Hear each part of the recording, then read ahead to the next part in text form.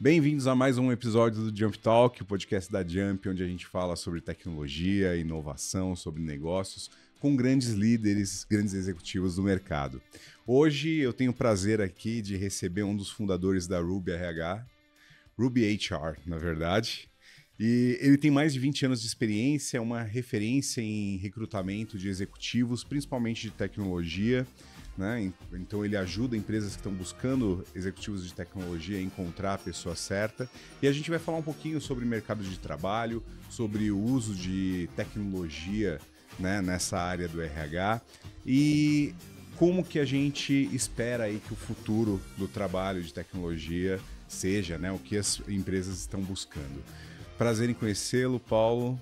Prazer Bem-vindo. é meu. Obrigado pelo convite, Anderson, Gilberto. Legal poder colaborar aqui com vocês nessa pauta tão importante, falar sobre pessoas, né? Exatamente. Paulo, sempre que a gente começa aqui, eu peço que o convidado faça uma breve apresentação, fale um pouquinho quem é você, um pouquinho da sua carreira, como que você iniciou a sua carreira. Legal. Bom, para falar da minha carreira, eu não poderia trabalhar em outra área que não tecnologia pelo sobrenome, né? Muitas vezes as pessoas me perguntam se há um sobrenome de guerra, e eu falo que não, né? O sobrenome tem uma origem austríaca, mas eu tenho pessoas na família que trabalharam com tecnologia, e por incrível que pareça, eu comecei minha carreira em tecnologia, né? Então trabalhei na IBM, foi minha escola profissional, e naquele momento ainda muito, vamos dizer assim, com 17 anos, 18, a gente não sabe muito, né, qual a trilha da nossa carreira, mas de certa forma estava numa boa empresa. Atuei um pouco na parte técnica, mas logo perceberam uma aptidão maior para a área comercial de negócios. E foi aí que eu acabei atuando com operações de vendas, né, dentro de uma estrutura que atende canais e distribuidores da IBM, principalmente na área de hardware. Migrei para uma parte de serviços financeiros também na empresa, até que um belo dia, e aí eu já traço um ponto aqui da questão da importância do networking. Estava num churrasco de família, com um primo meu de segundo grau que eu não via há muitos anos. Ele falou: olha, estou trabalhando, e ele é uma pessoa de infraestrutura de TI. Estou trabalhando numa empresa que é uma consultoria de recrutamento internacional que recém chegou ao Brasil e eles estão contratando consultores. Me manda seu currículo. Na época, fatidicamente, eu falei: o que tem a ver comigo, né? Não tem muito a ver. Peguei e mandei e começou uma jornada ali, me chamaram para entrevistas, passei por 9 entrevistas entre sócios, consultores e tudo mais. E foi aí que eu descobri uma jornada de carreira muito interessante, porque o recrutamento ele une não só a atividade de conhecimento de empresas, relacionamento com pessoas e a parte financeira comercial. Perfeito. Então ela é uma atividade, né, que ela combina muito essas atribuições. E nas minhas reflexões naquele momento, para mim fez muito sentido, porque intrinsecamente eu sempre fui o elo de pontes de amizades na minha história. Então, amigos de primeira rua que você morou, com faculdade, com colégio, aquela coisa, são amigos até hoje. Então eu sempre fui meio que o ponto de junção, de intersecção. Centro Das conexões. Mas eu nunca parei para refletir nisso até então. Então eu descobri no recrutamento, acho que essa possibilidade de lidar com pessoas com responsabilidade, né? Porque é um trabalho de administrar expectativas, né? Então o recrutamento hoje você tem expectativa do cliente para preencher uma necessidade, você tem a expectativa da consultoria, ou a empresa que você representa, para trazer o recurso financeiro. Você tem a sua expectativa de performar, né, e fazer com que essa orquestração aconteça. E você tem o candidato na outra ponta, que do primeiro contato que você faz, né, se gera uma expectativa. E aí foi que começou em 2008 essa jornada. Desde então passei por 4 modelos de consultoria, entre internacionais, na sua maioria empresas internacionais, até chegar ao ano passado, onde eu fundei a Ruby. Então hoje a Ruby ela é uma boutique de recrutamento especializada em cadeiras de tecnologia, né? Então hoje a gente atende demandas de especialistas até um nível executivo, atendendo multi-indústria, né? Então a gente tem clientes aí do setor mercado financeiro, mercado de bens de consumo, empresas de tecnologia, startups, então com uma variedade muito grande. Então é um resumo aqui um pouco de como que essa trajetória foi construída. Perfeito. É interessante essa trajetória e essa sua visão do RH. Me fala uma coisa, na Jump a gente tem quase 500 pessoas de tecnologia, né? A gente sabe que o mercado não é fácil, né? Não é fácil para as pessoas que estão buscando vagas e não é fácil para as empresas acharem a pessoa certa, né? Tem essa distinção de expectativas, né? E a gente sabe que isso se transformou muito nos últimos anos, né? Teve o que era difícil se tornou cada vez mais difícil, porque agora você tem empresas estrangeiras buscando também profissionais no Brasil, você tem novas tecnologias, tem uma transformação gigante nesse mercado. Desde o começo da sua carreira, ficou mais fácil ou ficou mais difícil? Olha, quais foram as transformações que você passou? Eu passei por transformações, primeiro, o começo do LinkedIn, o uso do LinkedIn como principal ferramenta de recrutamento. Então, ainda sou de uma geração que vivenciou a ferramenta ainda não amadurecida ou com a quantidade de talentos que existe hoje, né? E o Brasil, acho que se eu não me engano, acho que é o terceiro ou quarto maior país em termos de demografia de pessoas cadastradas na base do LinkedIn. Então, era um trabalho ainda muito mão na massa, muito de relacionamento.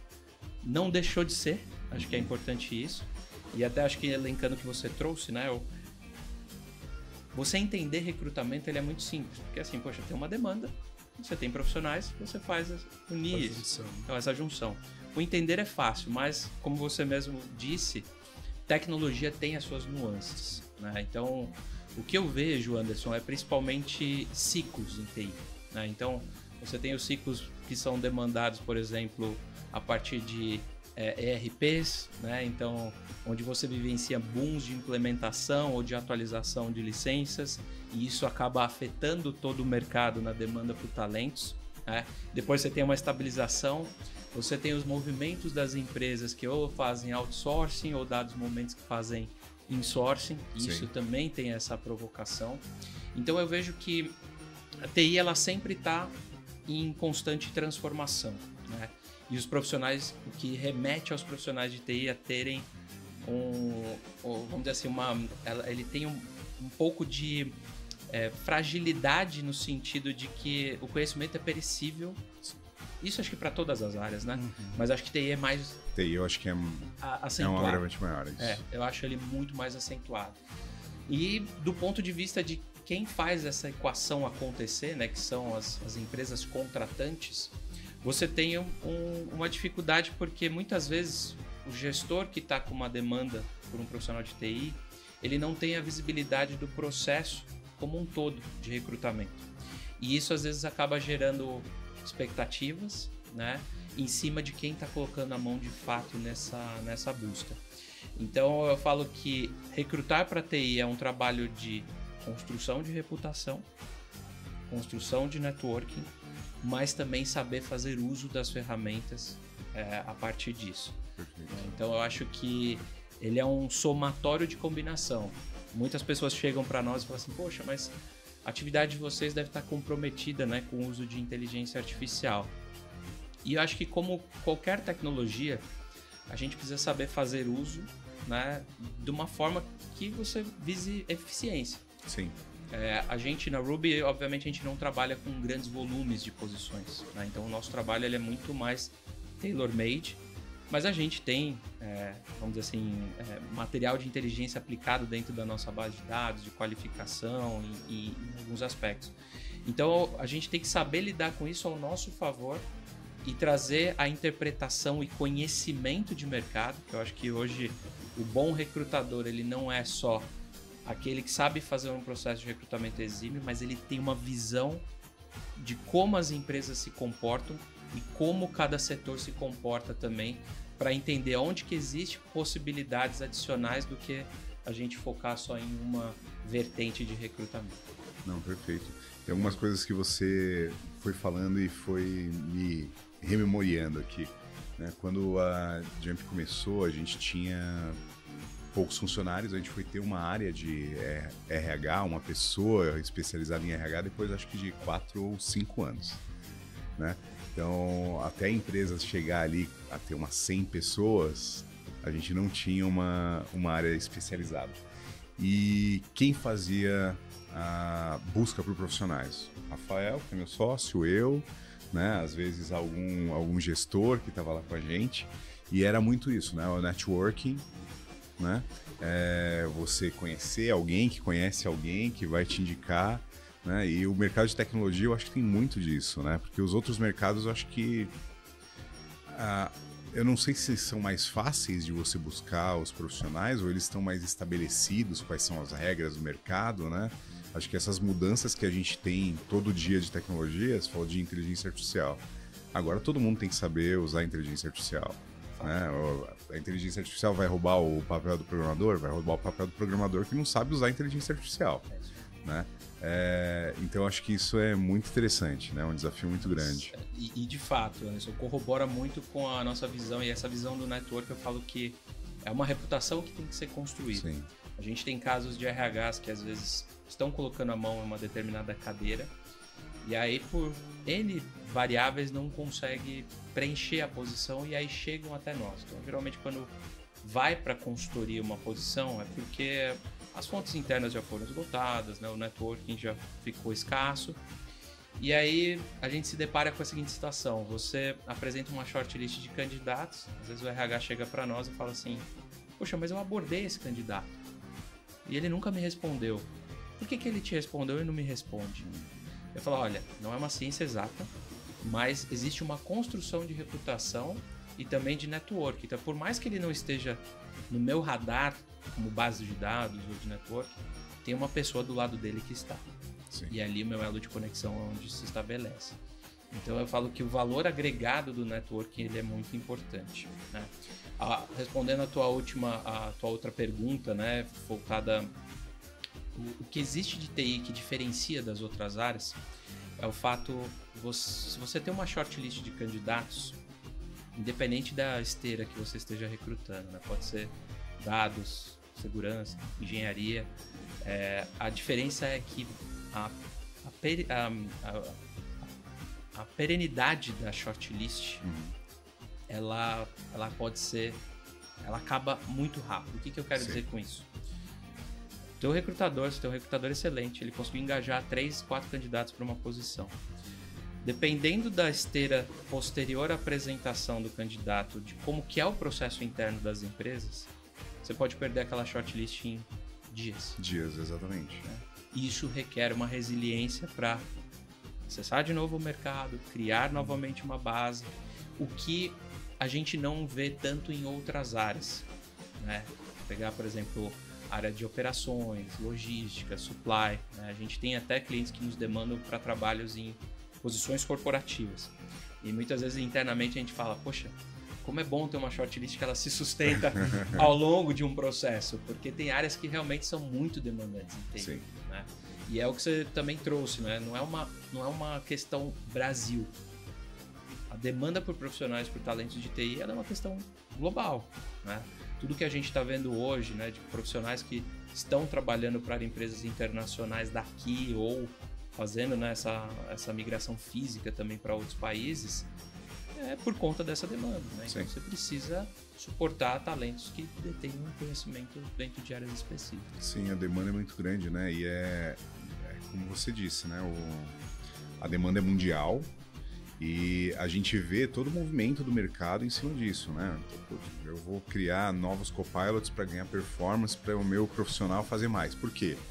Toda empresa, ela não gostaria de cortar a folha, ela gostaria de ter mais pessoas na folha, né? Só que a gente não tem a quantidade de profissionais necessários, com as especializações necessárias para fazer as entregas que a gente precisa, né? Exato. Todo mundo enfrenta esse mesmo problema. Paulo, você trouxe um tema interessante, né? O seu começo foi também o começo do LinkedIn, né? Praticamente, dentro dessa área. O que você tem visto dos profissionais, o comportamento desses profissionais no LinkedIn, ou você como recrutador, o que você tem enxergado, assim? Porque eu vejo a história do LinkedIn, todo mundo... É uma plataforma que todo mundo usa, gosta, é um meio de né, se recolocar. Mas ultimamente a gente tem escutado bastante, poxa, isso aqui virou uma rede social e todo mundo posta qualquer coisa. O que você tem visto e o que você tem sentido dessa mudança do LinkedIn? Sim. Eu falo que é tudo pelo engajamento, né? Então, e de fato, acho que a gente ouve muitas reclamações de executivos dizendo que, né, qualquer reunião num café embaixo da empresa vira post no LinkedIn motivacional para falar sobre liderança inspiradora e tudo mais. Virou LinkedIn. Virou LinkedIn, exatamente. Então, você tem essa questão que, assim, é difícil controlar, né, do ponto de vista da plataforma. Por isso que a gente estava falando aqui antes dos bastidores, né, de que a plataforma ela vai atualizando os seus algoritmos para tentar ranquear pessoas que de fato têm um engajamento constante, mas que muitas vezes tem que ser de qualidade, né? Você tem que trazer ali insumos que venham a permear uma vamos dizer assim, uma consistência e uma curadoria também do conteúdo que se faz. Mas eu falo que para a vida do recrutador é a principal ferramenta. Então, se você for em qualquer operação de consultoria de recrutamento ou qualquer área de recrutamento de empresas, pode estar certo que tenha um profissional lá com 20, 30 abas abertas do LinkedIn, porque é uma ferramenta muito poderosa em termos de busca. Mas eu falo assim, como toda mídia social, ela não consegue controlar aquilo que se é feito para o lado pessoal. E aqui, Giba, a gente tem algumas variáveis, né? Tem pessoas que estão de fato em recolocação e elas têm ansiedade em se recolocar. Tem pessoas que têm ali um perfil mais de autopromoção e faz parte da natureza. E tem pessoas que estão aprendendo também a se engajar com relação à plataforma. Então a minha dica, né, geralmente para quem tá ali, tá começando, tenha bom senso, né? Acho que o bom senso ponderado, ele é sempre o melhor caminho e vai ajudar no objetivo que muitas vezes as pessoas que têm, qual é? É você ter uma maior exposição dentro da plataforma. Você como recrutador, na hora que você abre o LinkedIn de alguém, o que você olha? O que a pessoa tem ali de flag que você fala, putz, isso aqui, esse profissional parece bom ou parece ruim? É impressionante isso, né? Porque às vezes me perguntam, quanto tempo você leva para ler um currículo? E currículo geralmente é o depara do LinkedIn. Se você tem um LinkedIn pronto, você já pode trabalhar o seu. Hoje em dia o pessoal tem usado o próprio LinkedIn como currículo, isso é muito comum. Mas eu consigo fazer uma análise fria se aquele candidato minimamente tem os requisitos em menos ali de 15 segundos. Isso por conta da prática de fazer isso há quase 17 anos, né? Então, o que a gente analisa? Primeiro, a questão de consistência, né?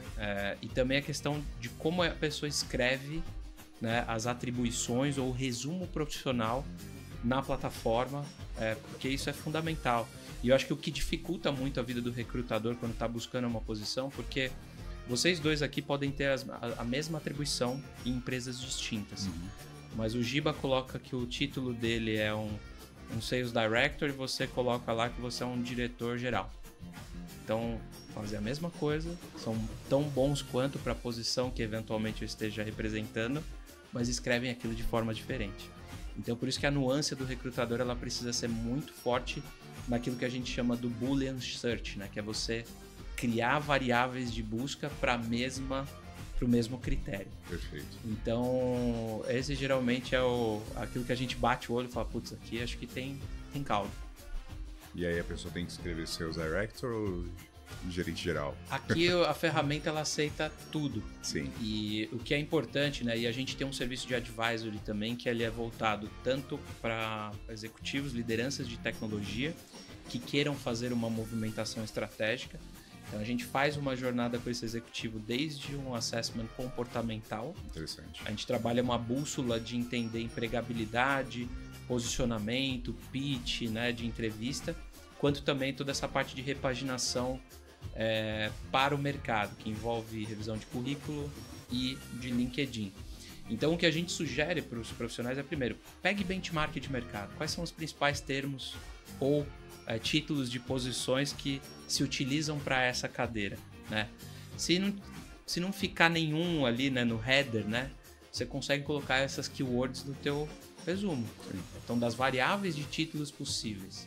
E aí, obviamente, o teu currículo num search que um bom recrutador fizer, a probabilidade de você estar naquela lista vai ser grande. Legal. A gente está falando muito do recrutamento, mas o outro problema que a gente tem é a retenção de talentos também, né?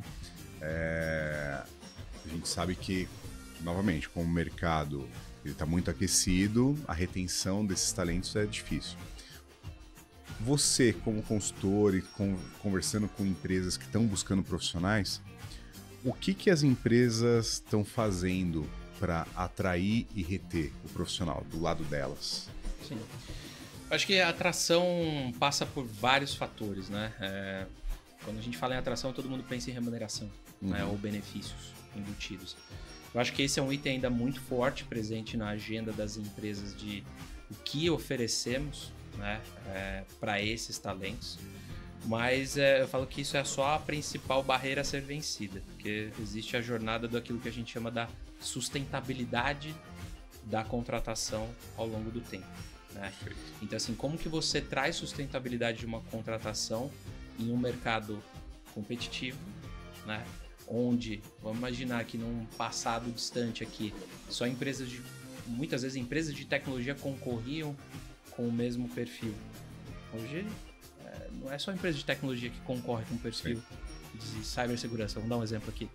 Você tem hospitais, você tem indústria pesada, você tem bens de consumo, você tem empresa... Então, assim, como que você chama a atenção desse profissional e como que você garante que, ao entrar numa empresa onde o core não é tecnologia, eu dou sempre esse exemplo, como é que eu sustento esse cara aqui dentro?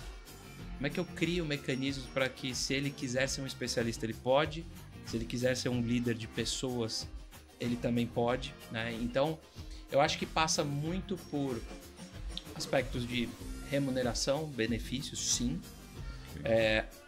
Tem o lado da retenção também, acho que quando a gente olha para a questão salarial, que é a retenção de longo prazo, né? Você criar incentivos também para aquele profissional, ao longo de um período, ele esteja remunerado, né?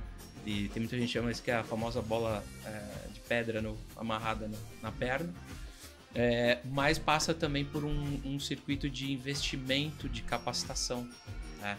Então você permitir ao executivo a uma jornada também de imersão a novas tecnologias, você trazer oportunidades de interação com outras áreas, profissionais de TI, em sua maioria, né, quem está em níveis especialistas. A questão da tecnologia de ponta também é um ponto muito importante para eles. Geralmente acaba sendo tema de motivação, né? Então, assim, poxa, essa empresa aí, qual o tipo de stack que eles utilizam? Ou qual o grau de maturidade de segurança da informação que ele está? Quais ferramentas que eles utilizam? Tem profissionais que questionam muito esse lado para entender o temperamento. E uma outra questão, Anderson, que eu acho que é fundamental, é a liderança. Perfeito. Eu acho que profissionais de TI, profissionais de qualquer área, acho que as pessoas deixam empresas por conta, muitas vezes, do líder, né? Então, assim, tem outros aspectos que estão embutidos, mas geralmente é um dos top one que, né, de quando uma pessoa começa a olhar a mercado. Então, do ponto de vista de RH, como que eu capacito essa liderança para poder lidar com esses perfis, né? Como que eu crio um ecossistema, né, de formação de novos talentos, né? Então, empresas que contratam muitos profissionais para essa área tem que também estar preocupada também com a base, né? Então, como que eu não fico refém muitas vezes do mercado, mas eu crio essa base, mas também eu não posso criar essa base e perder essa base para o mercado, Sim. senão eu viro fornecedor de talento para o mercado. Então, passa um pouco por essa jornada. E você falou uma coisa que é interessante, que é o salário emocional também. Porque tudo isso, a primeira coisa que vem na cabeça é que a pessoa troca só pelo salário, né? E às vezes é pelo que ela vive dentro da empresa, o quanto aquilo emocionalmente para ela é saudável, ela se sente segura, é um lugar que ela se sente capacitada constantemente. Então a gente chama de salário emocional, né? O que prende também e cria vínculo com a empresa onde ela está, né? Sem dúvidas, isso passa por, como eu te falei, uma boa liderança, uma liderança capacitada, passa por engajamento, passa por programas voltados, né, para saúde mental, saúde física, né? Então você tem diversas formas de como fazer com que essa jornada ela seja mais gratificante, né? Passa também por aspectos do modelo de trabalho, né? Hoje está muito em questão o trabalho presencial, híbrido ou remoto, né? E algumas sub-áreas de TI, eu falo que é praticamente condição sine qua non para se contratar ou não um profissional, né? Então, é uma disciplina que envolve dedicação, reflexão, teste, né? Porque, de fato, assim, não é fácil. Não é fácil. Não é fácil. Falando um pouquinho dos perfis dos profissionais, né? Quando a gente fala de profissionais de nível júnior, pleno, sênior, até mesmo especialista, né? E a gente está falando de um desenvolvedor, um engenheiro de dados, um arquiteto de dados, a gente fala muito de hard skill. A gente sempre olha... Hard skill é algo que a gente olha muito quando a gente vai contratar alguém, né? E você tem ferramentas para isso, você tem certificação, você tem treinamentos que o cara fez, você tem cases que ele traz para você do que ele já trabalhou. Mas eu fico pensando em outros níveis. O especialista um pouco, né? Quando você fala desses outros níveis, você tem aí alguns olhares, algumas coisas que você tem que ter atenção em soft skill. Mas eu acredito que quando você está falando de um CEO, de um CTO, um CISO, esse olhar para esse soft skill e para outras coisas que não são apenas técnicas, ele tem que ser bem criterioso, certo?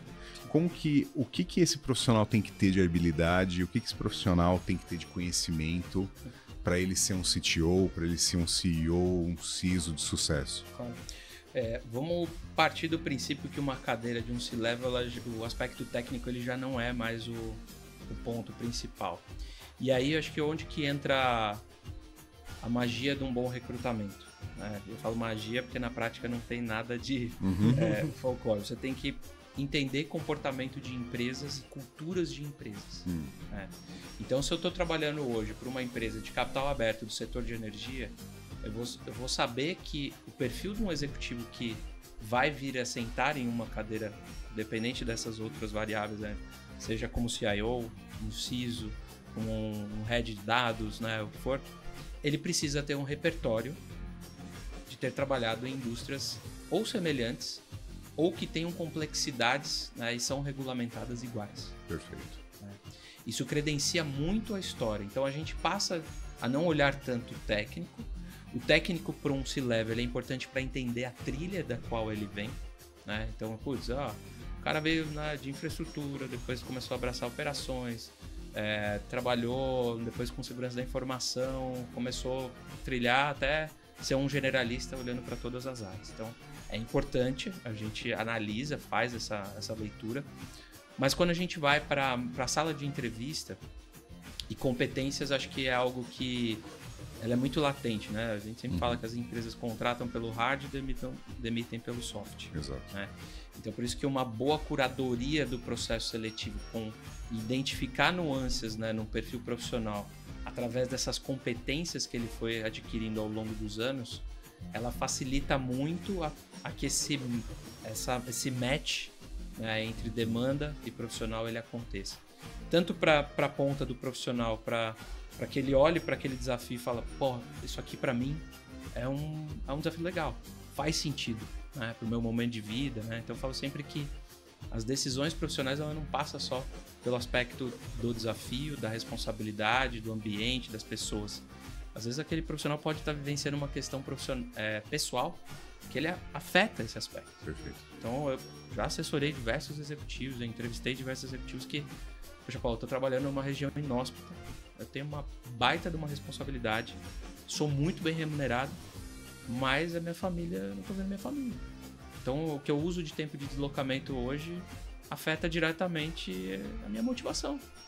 Porque, de novo, somos humanos. Sim. Né? Temos as nossas vontades, né, e tal. Então, eu falo que o recrutamento ele tem que passar por isso também. Porque senão, de novo, você não consegue ter uma análise profunda se aquele profissional serve ou não para aquela empresa. Perfeito. E falando um pouquinho mais do trabalho de vocês, antes da gente começar a gravar, você estava falando um pouquinho sobre a Ruby. O que levou você a construir a Ruby do zero? Falar, não, quero uma empresa de recrutamento diferente. O que é esse diferente? Perfeito. Começou pela inquietude, né? Eu sempre fui inquieto para tudo praticamente que eu me proponho a fazer. Mas eu acho que o inquieto no sentido da crítica construtiva em poder fazer diferente algo que sempre foi feito da mesma forma. O que eu quero dizer com isso? O mercado de recrutamento no Brasil, quando as empresas internacionais começaram a vir de fato para cá, começou ali nos anos 2000, mais ou menos. Até então você tinha empresas nacionais que prestavam esse serviço de executive search, né, para empresas. E a minha inquietude, né, e até acho que as passagens por algumas empresas internacionais corroboraram isso, é que as consultorias ainda fazem da mesma forma o recrutamento como se fazia há 15, 18 anos atrás, né? Então, ainda com pouca tecnologia empregada, né, ou uma visão de jornada, de experiência, de processo ainda muito transacional, né, o que a gente chama, né? Então, o que é a visão transacional? O recrutador tem uma vaga, ele vai se conectar com o profissional para aquela vaga e ponto final. Perfeito. Para mim, eu acho que a essência da Ruby começa aí. A gente tem uma visão de que são pessoas e a gente quer ter uma relação de longo prazo com essas pessoas, mesmo que a gente não tenha vínculo financeiro, mas como que eu me aproximo dessa comunidade, né? Então, um dos pilares da Ruby, né, e óbvio, eu falo que é uma construção a 4 mãos, tenho sócios na operação que também ajudaram a gente a construir esse business plan dessa jornada. Uma é a questão da visão de recrutamento por comunidades. Tá? Então, TI tem as suas subdisciplinas. Sim. E esses profissionais se comunicam, né, através desses networks e fóruns especializados. Então, como empresa de recrutamento, preciso estar próximo dessas comunidades, mas não necessariamente com uma vaga aberta. Então, assim, a gente produz conteúdo, a gente produz pesquisa, a gente vai lá dar curadoria, muitas vezes interpreta, às vezes traz uma visão de como que o mercado está se comportando em termos de indústria, em termos de especialização, e faz essa aproximação. Segundo ponto, tecnologia, né? Então, como que eu garanto que essa comunidade ela esteja muito bem qualificada, né? Esses profissionais estejam muito bem qualificados na minha base. Então, hoje a gente não tem um HS, né? O HS é o que, para o mundo de recrutamento, é um software que ele integra, né, a tua base com os profissionais que estão aplicando. A gente tem um CRM. Perfeito. Porque é um conceito de jornada de experiência. Né? Então, a gente construiu uma base de CRM onde eu tenho a interação dos nossos clientes, eu tenho meu pipeline ali de empresas que precisam ser prospectadas e que passam por uma jornada, e eu tenho ali o meu pipeline de candidatos, a minha base de candidatos qualificadas por subdisciplinas e que eu qualifico à medida que a gente vai evoluindo. Então, segundo pilar. O terceiro pilar é a jornada para o cliente final.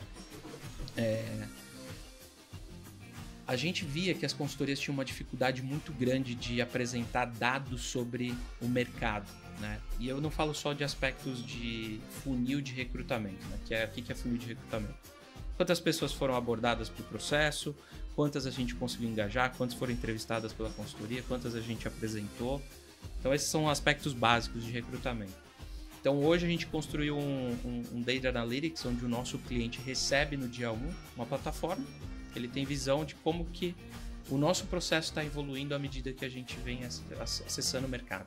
Né? Perfeito. Em termos de média salarial, aspectos de diversidade, que também tem muito em pauta, né? Às vezes das empresas que a gente atua, quais indústrias, né? Localidade dos profissionais, da base dos profissionais que eu tenho assessorado, quantos hoje estão no modelo híbrido, quantos estão no remoto, né? Esse é um aspecto importante. Então a gente tem percebido que essa visão analítica, além da shortlist, que eles vão receber também, ela tem sido fundamental. Porque muitas vezes o RH ele tem as suas nuances de falar, poxa, eu não posso oferecer um modelo remoto se eu tenho uma cultura aqui para toda a empresa de um trabalho híbrido ou presencial. Como que eu equalizo isso? Só que a gente vai lá e mostra para ele que o mapa de mercado é o seguinte, olha, aqui 90% dos profissionais que a gente tá assessorando, né, tá identificando, eles estão remoto. E aí? O que vocês querem fazer com isso? Ou o que a gente vai fazer diante disso? Vai flexibilizar algum ponto? Né? Então a gente sai daquele pitch tradicional de falar, pô, tá difícil o mercado. Umas defesas apenas. Né? Tá difícil o mercado, dados tá concorrido. De por que tá... Então assim, a gente não tá reinventando a roda, mas a gente revisitou a jornada do processo de recrutamento e falou assim, dá para fazer diferente. Perfeito. Outra coisa, que é um outro pilar. A gente utiliza um framework ágil dentro da nossa esteira de recrutamento. Então, onde a gente tem um conceito de MVP no processo de recrutamento, que a gente chama de candidato balizador.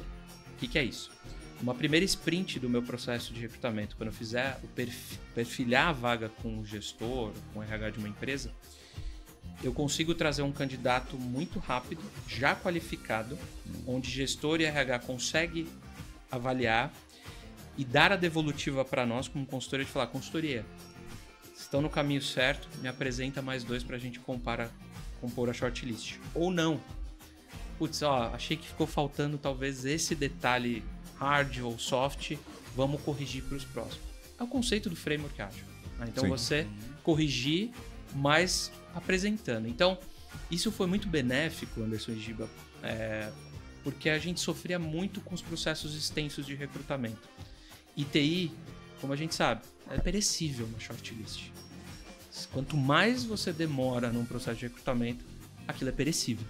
Então o framework também ajudou as empresas a se conscientizarem de que essa esteira, essa velocidade, ela é importante para se ter sucesso no recrutamento. Sim. Então esses são os principais pilares que a Ruby trabalha em termos de bastidores e da jornada de experiência de cliente e candidato, que a gente tem recebido bons insights aí das empresas que a gente tem parceiro.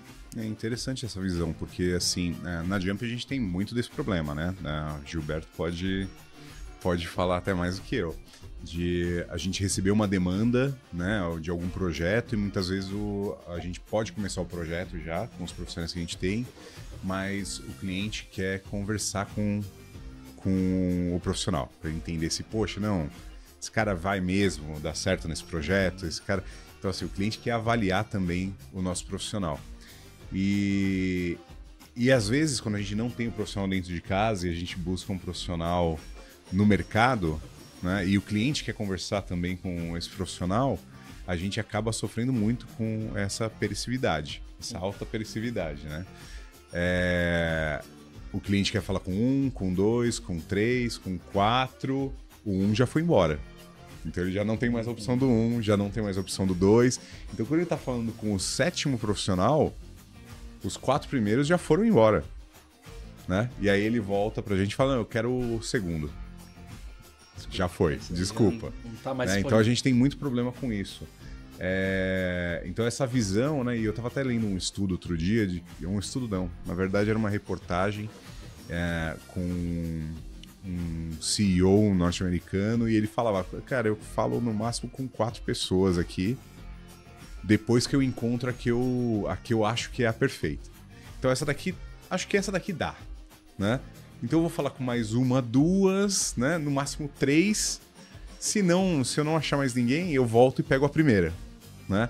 Então a gente vê que isso é real, né? Que é uma característica que o mercado impõe pra gente por causa dessa perecividade da vaga, né? Total. Por isso que a gente estava falando aqui que recrutar para TI é uma área complexa por conta dessas nuances. Sim. Né? Então, às vezes, quem está habituado a recrutar profissionais de áreas corporativas, né? Vamos pegar a área administrativa e tal. Uma contabilidade. Quando se vai se deparar, né, com uma posição de tecnologia, né? Primeiro, não é o networking daquela pessoa. Sim. Segundo, tem o aspecto da barreira, que RH não é uma área técnica. Então tem o aspecto da sopa de letrinhas, muitas vezes, que eles já arrepiam e falam, o que é isso, né? Por onde que eu começo essa questão? Então, e assim, foi muito da vivência, das boas vivências e más experiências também em processo, porque dói para um recrutador essa quebra da shortlist. Sim. Durante o processo seletivo. Você tem que revisitar de novo, né? Tem uma estatística no trabalho de recrutamento, números, né?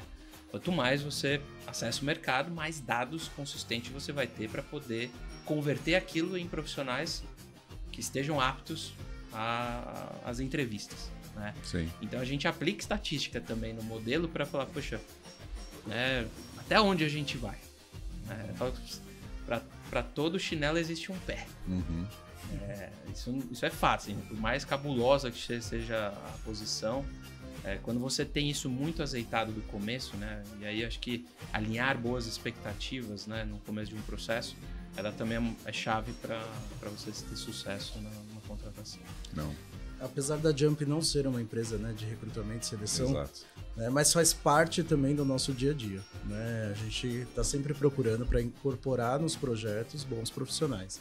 Então, o nosso RH trabalha dedicado, né? Um RH que tem também conhecimento técnico, enfim, para trazer um pouco mais de assertividade para os nossos clientes. Mas eu só vou uma coisa que é interessante, que é o trabalho a 4 mãos, que é o início desse trabalho, né? Quando o cliente, junto com a empresa, senta e valida aquele perfil, e o que é essencial para aquele perfil, e a gente faz uma amostragem e fala, ó, encontrei isso aqui que eu acho que é o seu caminho. E ele fala, legal, vamos seguir assim, quero mais 3, mais 4. Ou não, para por aí, porque não tem nada a ver com o que a gente falou. Acho que o entendimento aqui não tá legal. Vamos sentar de novo e revisitar isso, né? A gente percebe que quando há essa parceria, a assertividade é muito maior, né? Muito maior. Então, uma fala importante, eu acho que o que a Ruby se propõe aqui é tentar trazer assertividade já desde o início. Então, vamos tentar otimizar para que todo esse trabalho que eu estou desenvolvendo ele não seja perecível. Né? E isso funciona para a gente também, né, Anderson? Sim, funciona muito bem. Funciona porque a gente não quer perder no meio do caminho qualquer possibilidade de sermos assertivos, né? E uma outra questão que você também citou é o uso da tecnologia, né? A gente tem um banco de currículos lá na Jump gigantesco, né? O Cimara, o time dela, ela trabalham com... Eles têm... são algumas dezenas de milhares de currículos, né? E como que você procura uma pessoa nisso, né? Então, no último ano, a gente tem usado muito inteligência artificial para isso. Então, o pessoal pegou esses currículos, jogou num LLM, e agora a gente pergunta pro LLM, qual o profissional que tem esse perfil? E aí ele me traz lá 3, 4 currículos e eu já sei por onde começar a minha busca, né? Como que você vê o uso da tecnologia, né? Que você já citou que vocês gostam e usam da tecnologia para otimizar isso, e quais os ganhos que você vê com isso? Eu só vejo ganhos, tá? É difícil, eu falo que quando você olha para trás você fala assim, caramba. Você sabe que é uma história curiosa, né? Você falou de início de jornada em recrutamento. Eu tive a oportunidade de trabalhar numa empresa que o foco é body shop, mas eu tive a possibilidade de visitar uma das operações que era em Londres. E fatidicamente eu tava com um dos líderes dessa operação lá de Londres, e era um profissional ali já na casa dos seus 55 anos, com 35 anos de recrutamento. E aí eu perguntei para ele, como que vocês faziam, né? Antes. Ele falou, cara, era uma loucura, porque assim, a gente tinha algumas bases de dados, mas era um trabalho de telefone. Tipo o lobo de Wall Street ali, tipo, mas não sei o que tá disponível, não tá, né? Um indica pro outro e tal. Eu falei, mas e a comunicação com o cliente, né? Ele falou, na época não tinha nem e-mail. Eu falei, como que vocês faziam? Ele falou, o profissional mandava o currículo por fax, a gente recebia o fax, colocava um tapão nos contatos do candidato e passava para o cliente. Então você imagina, né, o quanto evoluiu, né, de lá de trás para cá. Mas eu acho que, olhando para o aspecto tecnológico, né, quando já se foi o tempo que uma empresa de recrutamento vendia banco de dados. O meu banco de dados tem X mil profissionais aqui capacitados. A gente já quebrou essa lógica pelo simples aspecto. O LinkedIn todo mundo tem acesso. Agora, o como utilizar e como fazer a rede, né, chegar até os profissionais a teu favor é diferente. Né? Mas óbvio, você precisa ter uma base qualificada e onde você consiga recorrer para dar um início, que é o que você trouxe. Isso é muito positivo, né? E eu já vivenciei culturas de empresas de recrutamento onde o recrutador, acabou de fazer o briefing, o cara já estava no LinkedIn. Eu falei, gente, tem que ter uma estratégia, né? Você já tem uma busca que você fez aí no passado, Exato. Né? Então assim, aqui muitas empresas falam o custo de aquisição de um cliente. Né? Qual é o teu custo de aquisição de um candidato? É muito mais fácil para você ir buscar nessa base onde você já tem um relacionamento ou você não é um desconhecido do que você ir para fora, né? Então é o mesmo conceito. É o mesmo conceito quando a gente olha a evolução de pipeline de vendas.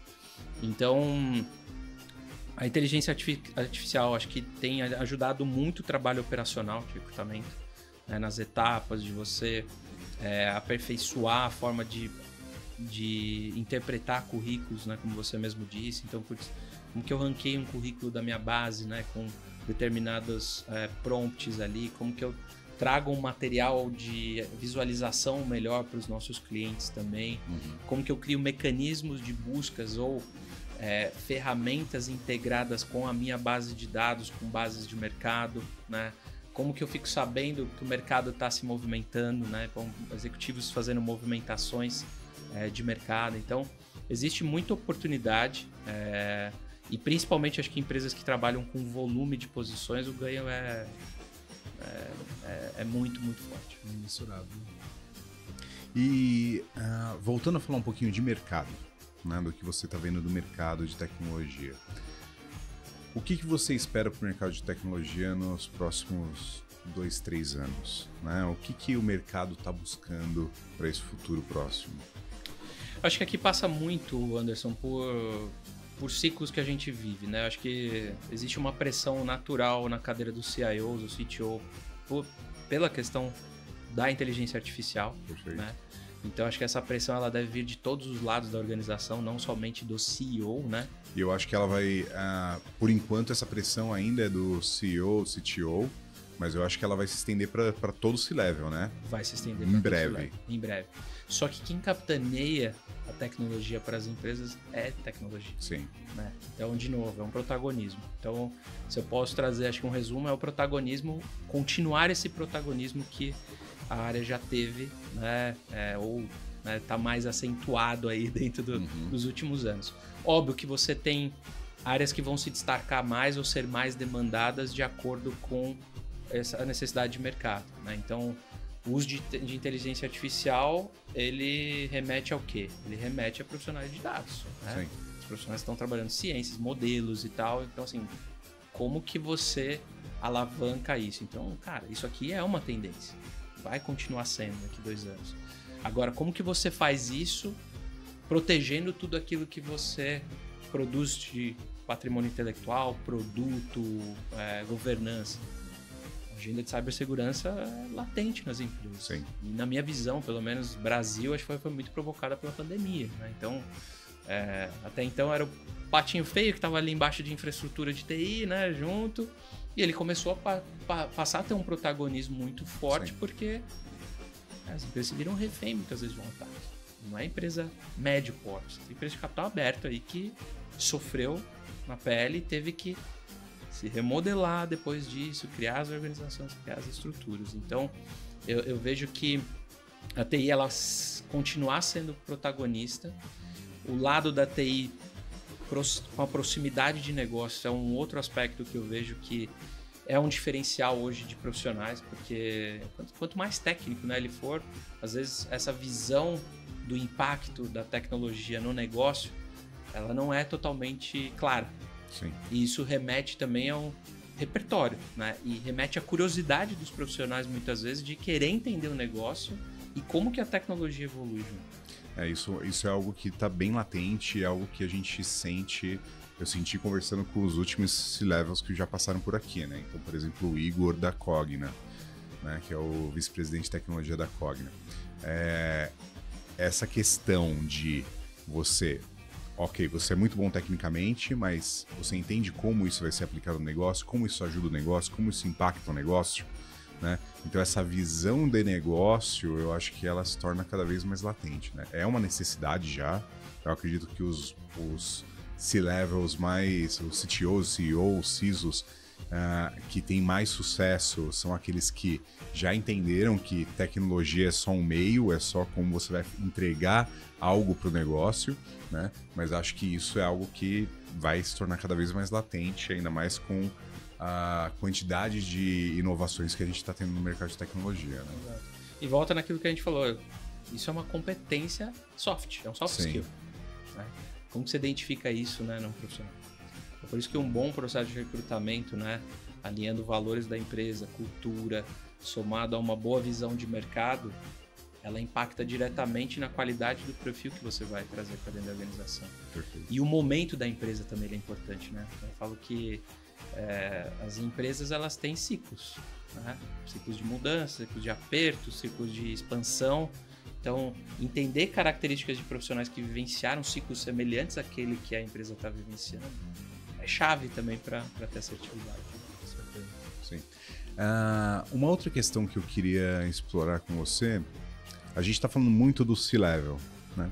Mas eu sei, né, por conversar com o pessoal, que muitas pessoas que ouvem podcast são pessoas que ou estão entrando no mercado de trabalho ou estão transicionando de carreira. Você acha que as habilidades que elas têm que desenvolver já são essas mesmas? Elas têm que continuar, elas têm que pensar lá no alto já, de desenvolver esse soft skill de entender, fazer essa ligação entre negócio e tecnologia, ter essa visão de transformação digital mesmo, ou é focar no técnico? Eu falo que ele é um combinado, porque qual que é a grande dificuldade de áreas técnicas, né? E não é só TI, pegar a área de engenharia ou outros. Você é formado na universidade muitas vezes para ser um bom técnico. Sim.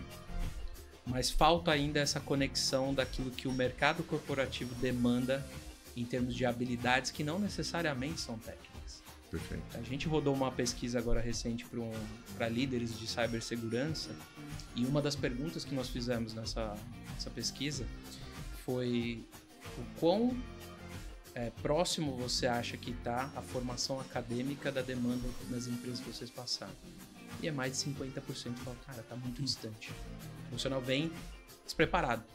E muitas vezes esse despreparo não é do aspecto técnico. Uhum.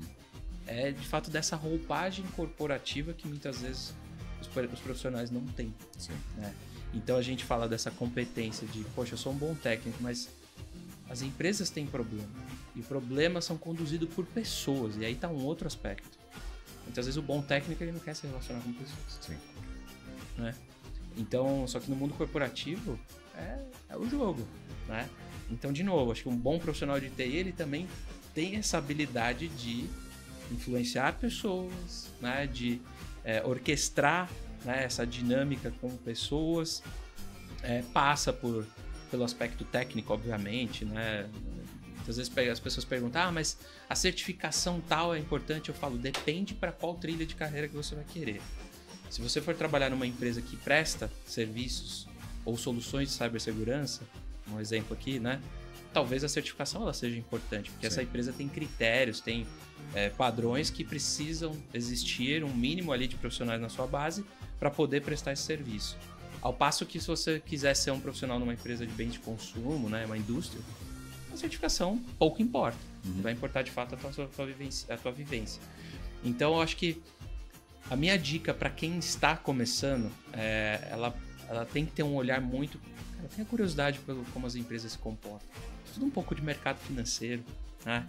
Isso ajuda muito a ter um termômetro de como que é esse comportamento, né?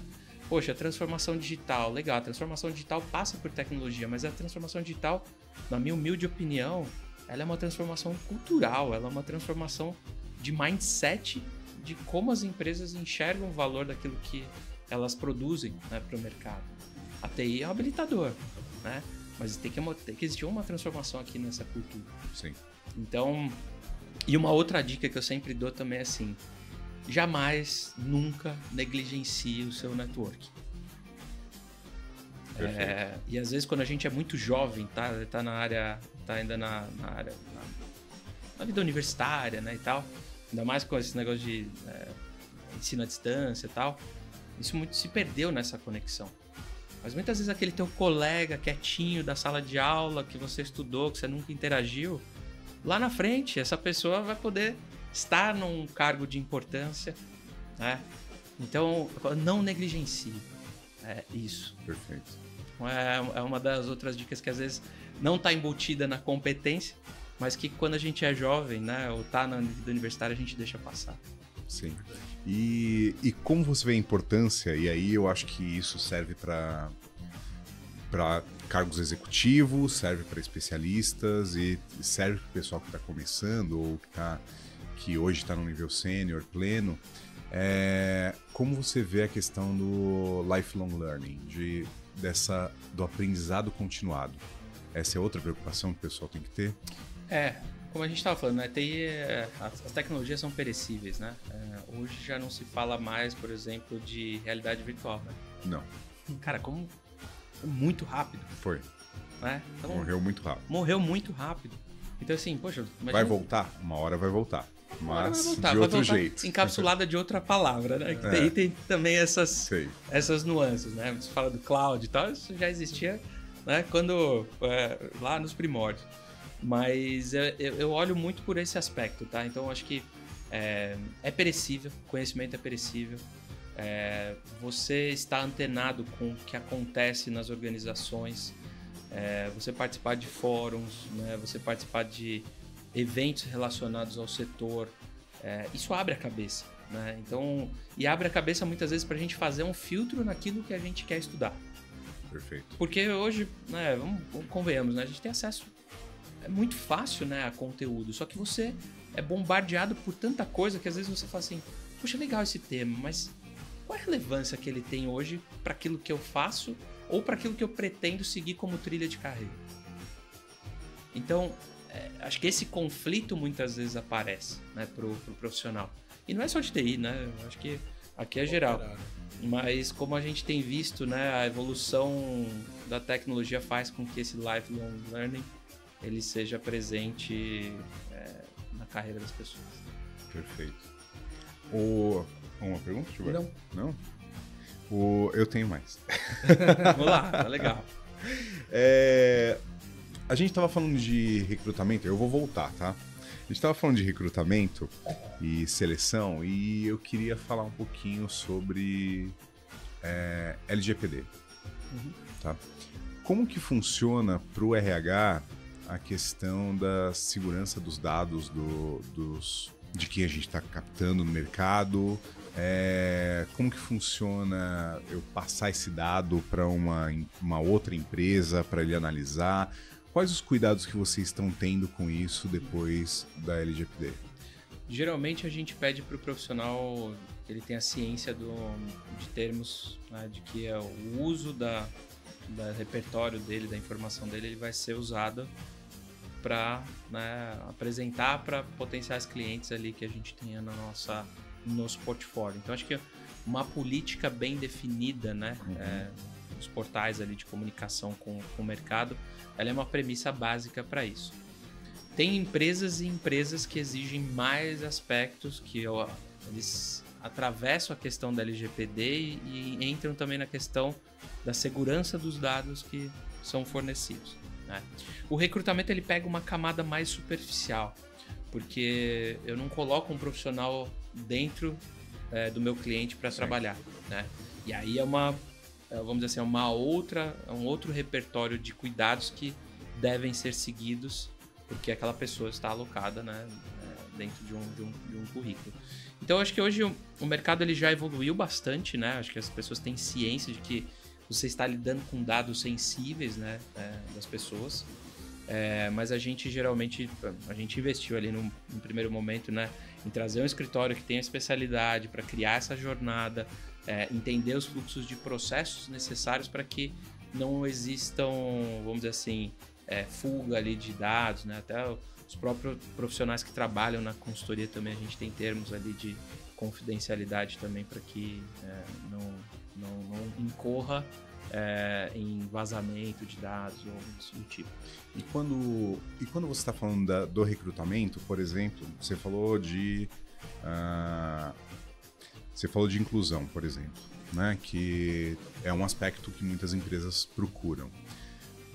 E quando você está fazendo a seleção dos profissionais, teoricamente, não deveria se selecionar o profissional por sexo, por cor, por localização de residência, por esses aspectos. Como que isso funciona dentro do RH, né? E quais os cuidados que o RH tem que ter com isso? A gente tem que ter, eu falo que premissa básica, né? Pelo menos a nossa filosofia é o quão mais harmônico foi uma shortlist, mais feliz a gente fica. Né? Então, um exemplo clássico, né? A gente sempre tenta, numa shortlist, mandar um dos perfis que estejam desempregados ou em transição de carreira.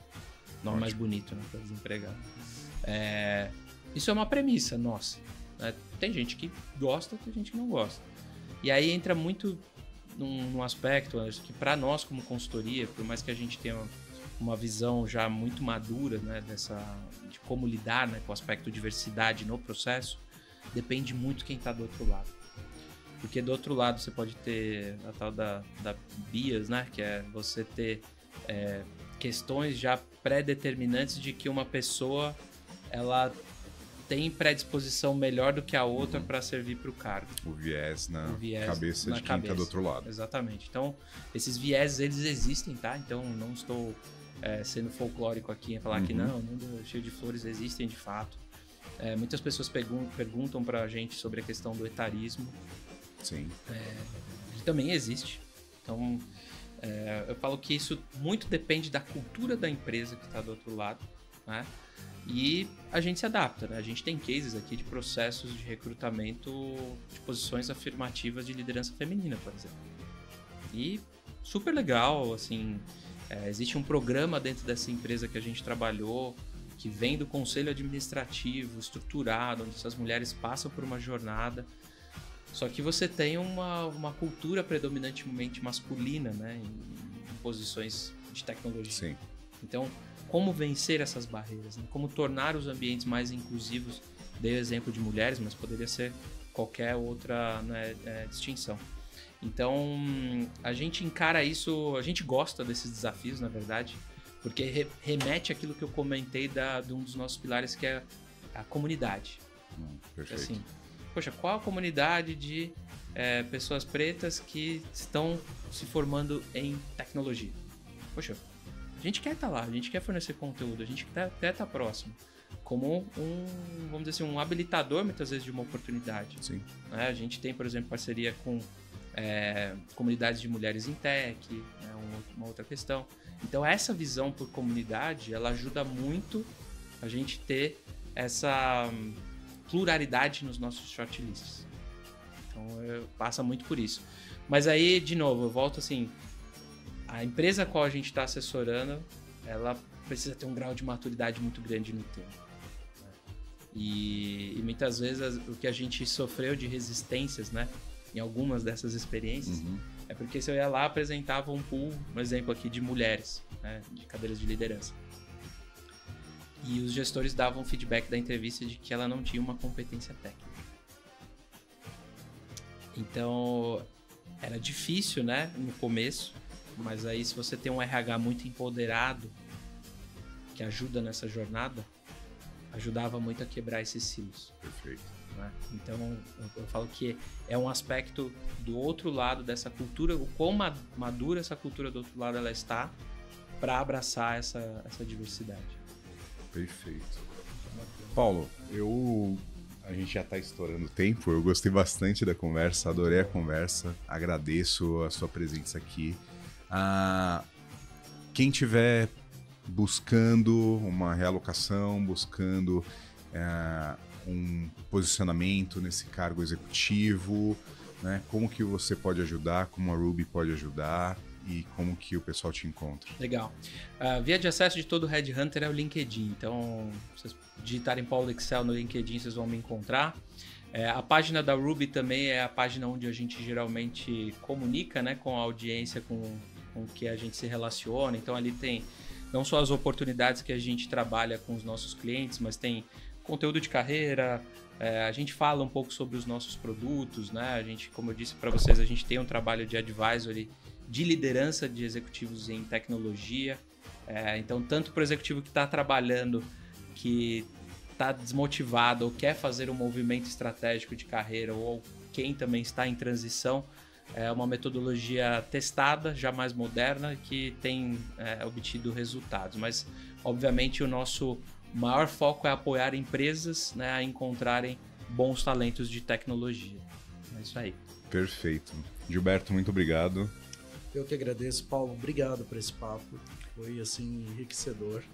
E bastante coisa, né, Anderson? Insights Bastante. aqui. Eu adorei a conversa, teve foi muitos bem insights, legal. muitas coisas que eu vou aproveitar dessa Bom. conversa. Né, algumas lições aprendidas, foi muito legal. Fico feliz, gente. Obrigado pela oportunidade de colaborar. Acho que a maior satisfação pessoal é transferir conhecimento, né? E fazer com que essa jornada ela seja melhor para quem estiver ouvindo, né? E com reflexões. Então, agradeço mesmo a oportunidade. Gente. E aí eu já deixo o convite para um segundo podcast para a gente falar especificamente sobre esse último tema que você citou, de quando o executivo está desmotivado, ele quer transformar a carreira, ou o profissional quer transformar a carreira. Eu ia falar o que a gente fala. isso. Já geraram outras pautas aqui. Já. Dá para voltar. Contem comigo. Perfeito, muito obrigado. Obrigado, gente. Prazer. Obrigado, pessoal. Até o próximo Jump Talk. Sigam a gente nas redes, né? Façam inscrição nos nossos canais, no Spotify, no YouTube. E até a próxima.